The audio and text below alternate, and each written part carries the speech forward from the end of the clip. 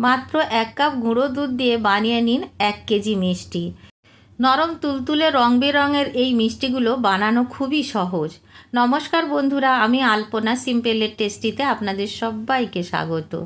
আজকের মিষ্টি বানাবার জন্য এখানে একটি পাত্র নিয়ে নিয়েছি, তার মধ্যে নিয়ে নেব গুঁড়ো দুধ। 1 কাপ গুঁড়ো দুধ আমি এখানে নিয়েছি। আপনারা যদি মিষ্টিটা পরিমাণে বেশি বানাতে চান তো আরও বেশি করেও নিতে পারেন। গুঁড়ো দুধের সাথে যোগ করব 3 টেবিল চামচ ময়দা। হাফ চায়ের চামচ এখানে বেকিং পাউডার ব্যবহার করছি। বন্ধুরা খেয়াল করবেন বেকিং পাউডার বেকিং সোডা যেন দেবেন না। পরিমাণগুলো ঠিক ঠিক রাখবেন, তাহলে দেখবেন মিষ্টিটা খুব সুন্দর হবে, পারফেক্ট মিষ্টি তৈরি হবে। শুকনো অবস্থায় খুব ভালো করে একবার মিশিয়ে নিয়েছি। এখন যোগ করে দেব ঘি। এখানে একটু ফ্যাট লাগবে, সেজন্য ঘিটা ব্যবহার করলাম। আপনারা চাইলে বাটারও দিতে পারেন। 2 চা চামচ ঘি দিয়েছি এখানে। ঘিটা দেওয়ার পরে খুব ভালো করে মিশিয়ে নেব। আপনারা মিষ্টিতে যদি লবণ দিতে চান এখানে 1 চিমটি লবণ দিতে পারেন। আমি আজকের মিষ্টিতে লবণ ব্যবহার করব না। খুব ভালো করে মিশিয়ে নেব। শুকনো অবস্থায় এইভাবে ভালো করে হাত দিয়ে দোলে দোলে মিশিয়ে নিতে হবে। যেভাবে আমরা ময়দাতে ময়াম দিই সেইভাবে কিন্তু ময়ামের মতো দিতে হবে। গুঁড়ো দুধটাকে ঘিয়ের সাথে এইভাবে ভালো করে মিশিয়ে নিলে তাহলে দেখবেন মিষ্টিটা কিন্তু খুব সুন্দর হবে। ভালো করে মেশানো হয়েছে কিংবা ঘিটা আমরা পরিমাণ মতন দিয়েছি কিনা সেটা বোঝার জন্য হাতের মধ্যে করে এইভাবে মুঠি করে ধরে নিতে হবে। তারপরে আস্তে আস্তে ছেড়ে দিতে হবে। মুঠ যদি হয় তাহলে বুঝবেন যে খুব সুন্দরভাবে আমাদের ময়াম দেওয়া হয়ে গেছে বা ঘিয়ের পরিমাণটা একেবারে ঠিক আছে। এখন আমরা এখানে উষ্ণ গরম জল দিয়ে মেখে নেব। আপনারা চাইলে উষ্ণ গরম দুধ দিয়েও কিন্তু মেখে নিতে পারেন। তো আমি এখানে জল দিয়ে মাখছি। জলের পরিমাণ কতটা লাগবে আমি আপনাদের লাস্টে বলে দেব। পুরোটা আমাদের মাখার পরে কতটা জল লাগলো। এখানে আমার 3 টেবিল চামচ জল লেগেছে। এর বেশি কিন্তু জল দেবেন না যেন, তাহলে কি হবে বেশি নরম হয়ে যাবে। এইভাবে ভালো করে মেখে নেব। বেশি ঠাসাঠাসি করার দরকার নেই, জাস্ট ভালো করে সব কিছু যাতে করে মিশে যায় বা জলটা খুব সুন্দরভাবে সব জায়গায় যাতে যায় সেইটা খেয়াল রাখতে হবে। এইভাবে ভালো করে সব কিছু মিশিয়ে নিতে হবে। হাতটা একটু চিটচিট করবে, তাতে কোনো অসুবিধা নেই। এরকমই নরম করে কিন্তু মাখতে হবে বা মেশাতে হবে। মিশিয়ে নিয়ে ঢাকা দিয়ে রেখে দিতে হবে। তারপরে দেখবেন ডোয়ের ফর্মে এসে যাবে। ঢাকা দিয়ে বেশিক্ষণ রাখার প্রয়োজন নেই। যতক্ষণে আমাদের হাতটা ধুতে সময় লাগে ততটুকু সময় কিন্তু ঢাকা দিয়ে রাখলেই হবে। এখন আমি হাতটা পরিষ্কার করে নিয়েছি আর হাতের মধ্যে অল্প একটু ঘি লাগিয়ে নিয়েছি। এখন আমরা ভালো করে মেখে নেব। একটু ভালো করে মেখে নিতে হবে যাতে করে খুব সুন্দরভাবে আমাদের মিষ্টিটা তৈরি হয়। তো খুব বেশিক্ষণ কিন্তু মাখাবার দরকার হবে না, 1 মিনিট মাখিয়ে নিলেই কিন্তু হয়ে যাবে। তো দেখুন খুব সুন্দরভাবে আমি মাখিয়ে নিয়েছি। সব দিকটা খুব ভালো করে তুলে নিতে হবে, একটুও ওয়েস্ট করা যাবে না। এইভাবে ভালো করে তুলে নিয়েছি আমি। এতটুকু ডোতে 1 কেজি মিষ্টি কী করে হবে আপনারা কিন্তু দেখতে থাকুন, স্কিপ না করে পুরো ভিডিওটা দেখতে থাকুন, খুবই ভালো লাগবে। তো ভালো করে আমি ডোটা রেডি করে নিয়েছি। এখন আমরা লেচি করে নেব। তার জন্য এইভাবে হাতে করে নিয়ে একটা লেচির মতো করে তৈরি করতে হবে। এইভাবে প্রথমে রোল মতো করে নিতে হবে, তারপরে ছোট ছোট লেচি করতে হবে। তো দেখুন বন্ধুরা আমি এখন রোল মতো করে নিয়েছি এখানে। এখন একটি পাত্র নিয়ে নেব যার মধ্যে লেচিগুলো রাখবো। আমি এখানে লেচিগুলো ছোট ছোট বানাবো, আপনারা আপনাদের পছন্দ মতো সাইজের বানিয়ে নিতে পারেন। এখানে আমি খুবই ছোট ছোট বানাচ্ছি, আপনাদের মনে হতে পারে কিন্তু এক একটা মিষ্টি ডাবল হয়ে যাবে বানাবার পরে।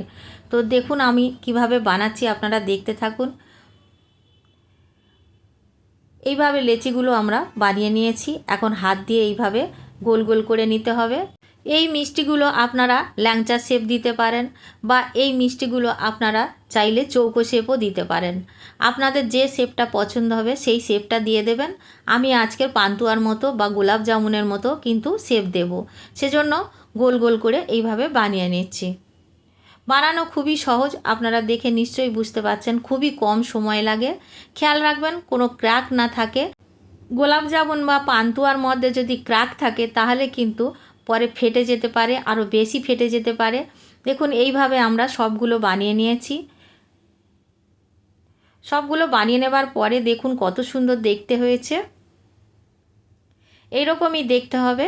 সাইডে রেখে দেব এখন। দিয়ে গ্যাস জ্বালিয়ে একটি প্যান বসিয়ে দিয়েছি, তার মধ্যে রিফাইন তেল দিয়েছি। তেলটা কিন্তু বেশি গরম করা যাবে না, একেবারে কম গরম অবস্থায় গ্যাসের ফ্লেম লোতে রেখে কয়েকটা ছেড়ে দেখব। দেখুন এইভাবে পাশ থেকে কিন্তু খুব সামান্য বুদবুদ হচ্ছে, এর বেশি কিন্তু বুদবুদ হবে না প্রথমের দিকে। এতটাই কম গরমে আমাদের কিন্তু ছাড়তে হবে। বেশি গরম করে দিলে কিন্তু তেলটা পরে আমাদের মিষ্টিটা ভালো হবে না, ভিতর পর্যন্ত খুব সুন্দরভাবে রেডি হবে না।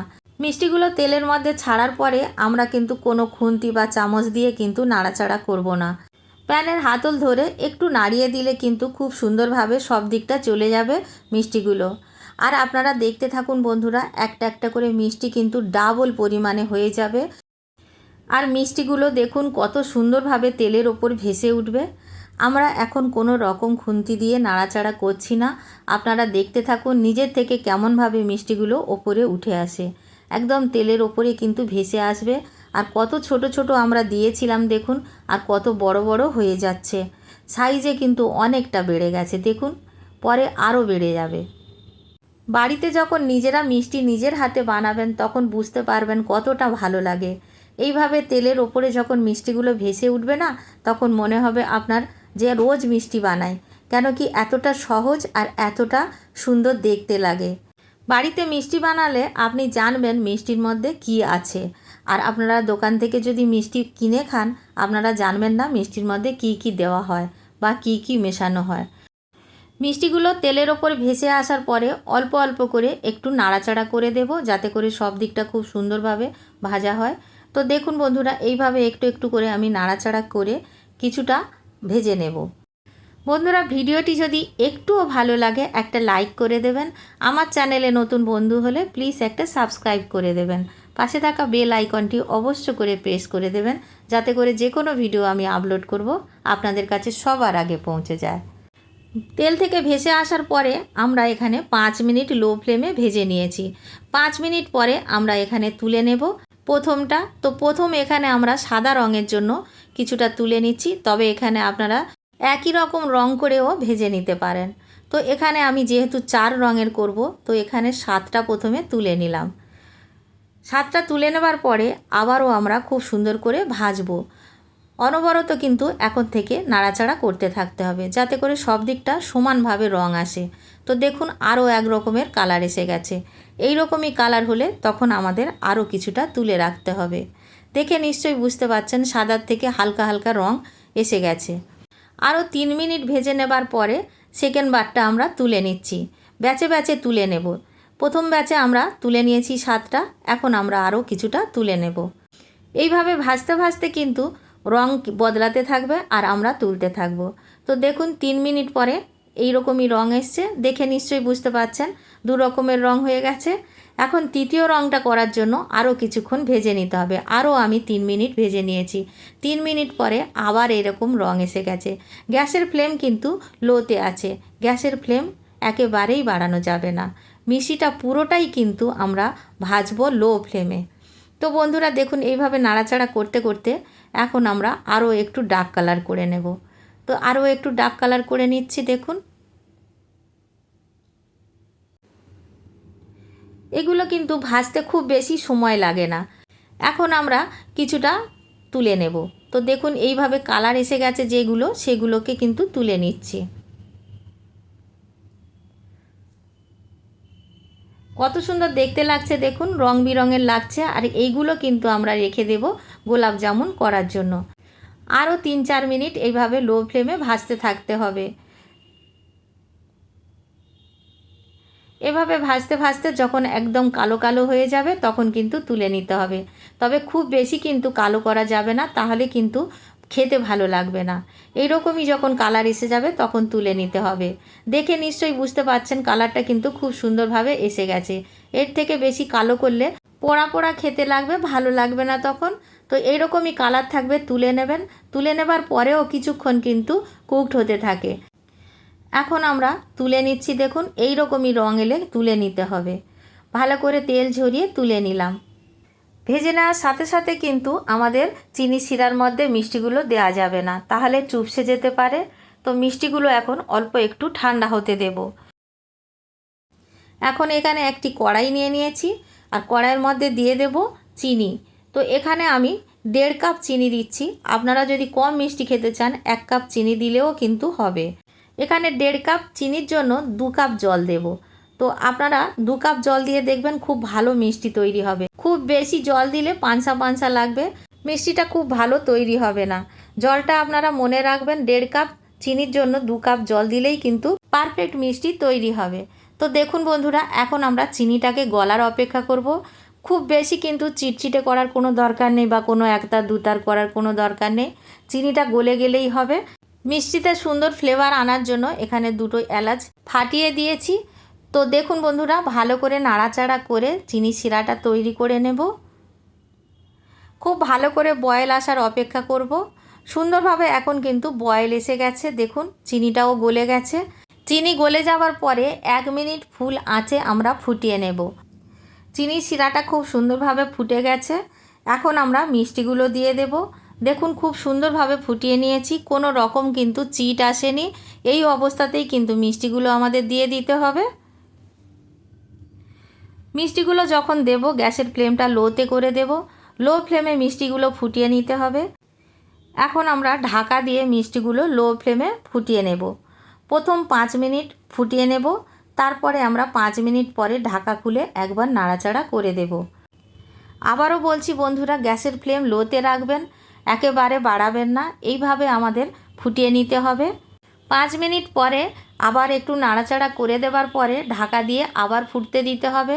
আলতো হাতে একটু নাড়াচাড়া করতে হবে সাবধানে, যাতে মিষ্টিগুলো ভেঙে না যায়।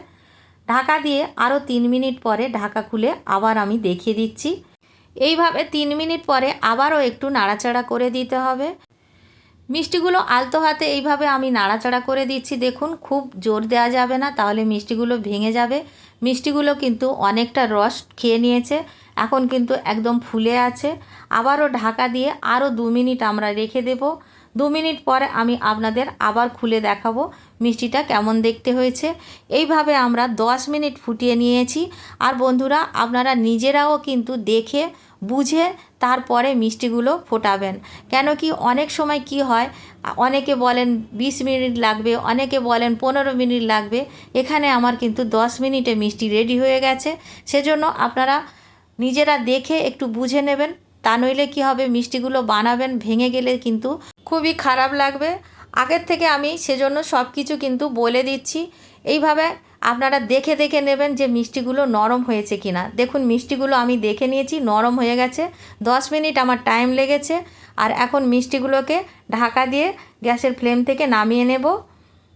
নামিয়ে রেখে দেব ঠান্ডা হওয়ার জন্য। পুরো ঠান্ডা হয়ে গেলে তারপরে কিন্তু আমরা মিষ্টিগুলো পরিবেশন করে আপনাদের দেখাবো। তো দেখুন বন্ধুরা, 1.5 ঘন্টা পরে মিষ্টিগুলোকে দেখছি। আর মিষ্টিগুলোকে জাস্ট দেখুন কতটা ফুলে গেছে, একদম ডাবল হয়ে গেছে। আর কতটা রসালো হয়েছে, প্রত্যেকটা মিষ্টি কিন্তু খুব সুন্দর হয়েছে। আমি আপনাদের দেখিয়ে দিচ্ছি মিষ্টিগুলো কতটা ভালো হয়েছে। দেখুন প্রত্যেকটা মিষ্টি কিন্তু খুব সুন্দর হয়েছে। আর কতটা রসালো আর কতটা নরম তুলতুলে হয়েছে, একদম তুলোর মতো নরম হয়েছে। দেখুন এই মিষ্টিটি কিন্তু কম ভাজা হয়েছে, সেজন্য আরও বেশি নরম হয়েছে। কালো জামটাও দেখিয়ে দিলাম আপনাদের কতটা নরম হয়েছে। প্রত্যেকটা মিষ্টি পারফেক্ট তৈরি হয়েছে। আমি নিজে মিষ্টি বানিয়ে খুবই খুশি হই, আর মিষ্টি বানাতে পারলে আমার খুবই ভালো লাগে। আর দেখুন বন্ধুরা, মিষ্টিগুলো আমি যে 4 কালার করেছি এখানে, সেটাই আপনাদের দেখিয়ে দিচ্ছি। দেখুন এরকম কিন্তু দেখতে লাগবে, প্রত্যেকটা মিষ্টি আলাদা আলাদা রঙের দেখতে লাগবে। এখন আমি পুরো মিষ্টিগুলো দিয়ে দেবো এর মধ্যে। বাড়িতে যদি এই মিষ্টি আপনারা বানিয়ে নিতে পারেন, বাড়িতে অতিথি এলে তাদেরকেও দিতে পারবেন। আপনারা কোথাও গেলে বানিয়ে নিয়ে যেতে পারবেন। একেবারে বোঝা যাবে না যে বাড়িতে বানিয়েছেন। এর স্বাদ কিন্তু দুর্দান্ত হয়। আমি বলবো দোকানের থেকে অনেক বেশি ভালো হয় বাড়িতে বানালে। তো দেখুন বন্ধুরা, এইভাবে বানিয়ে রেখে দেবেন। বাড়িতে বয়স্ক মানুষ থাকলে তাদের যদি পছন্দ হয় মিষ্টি, তাদেরকেও দিতে পারবেন, নিজেরাও খেতে পারবেন। মিষ্টিগুলো জাস্ট দেখে নিন কতটা নরম হয়েছে, একদম রসে ভরা। আর এইভাবে আমি যখন পেস্ট করছি দেখুন রসগুলো কিন্তু এইভাবে বেরিয়ে আসছে। প্রত্যেকটা মিষ্টি কিন্তু এইভাবে রসে ভরে গেছে। দেখুন এই রকমই রসে ভরা হবে, একদম রসে টইটুম্বুর যাকে বলে। দেখুন প্রত্যেকটা মিষ্টি কিন্তু এইভাবে আমি আপনাদের দেখিয়ে দিলাম। একটা মিষ্টি আপনাদের আমি পরে দেখাবো কেটে। প্রত্যেকটা মিষ্টি, প্রত্যেকটা কালার মিষ্টি আপনারা হয়তো ভাববেন আগে পরে ভাজা হয়েছে, সব মিষ্টি সমান হবে না, কিন্তু প্রত্যেকটা মিষ্টি খুব সুন্দর রসালো হয়েছে। আর ভিতরটা দেখুন, ভিতরটা জাস্ট দেখুন কতটা সুন্দর হয়েছে। দোকানের মিষ্টির থেকে অনেক বেশি ভালো হবে বাড়িতে বানালে, এটা আমি গ্যারান্টি দিয়ে বলতে পারি।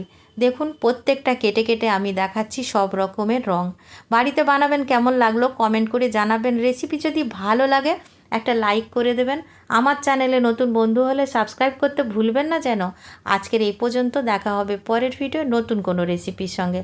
সুস্থ থাকবেন, ধন্যবাদ, নমস্কার।